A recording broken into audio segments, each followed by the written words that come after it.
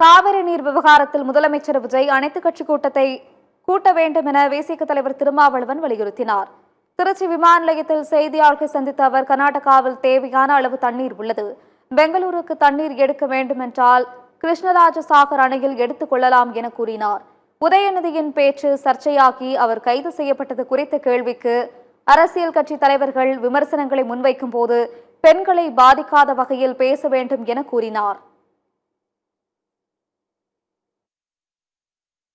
விடுதலை சிறுத்தைகள் கட்சிதான் முதலில் அனைத்து கட்சி கூட்டத்தை கூட்ட வேண்டும் என்ற வேண்டுகோளை வைத்தோம். தற்போதைய சூழலில் தாவேக என்ன நிலைப்பாட்டில் இருக்கிறது என்பது தெரியவில்லை. தமிழ்நாடு அரசு இதை ஒரு கௌரவ பிரச்சனையாக பார்க்க வேண்டியதில்லை. ஒரு வரட்டு பிடிவாதமும் தேவையில்லை. எதிர்க்கட்சிகளுடைய உணர்வுகளை மதித்து கலந்தாய்வு செய்வது மிக மிக அவசியமானது. குறிப்பாக நாளுக்கு நாள் சாகுபடி செய்யும் பரப்பளவு குறைந்து வருகிறது. விவசாயம் பாழாகி வருகிறது. விவசாயிகள் கடும் நெருக்கடிக்கு ஆளாகி வருகிறார்கள். இத்தகைய சூழலில் அனைவரும் ஒன்றுபட்டு நிற்க வேண்டும்.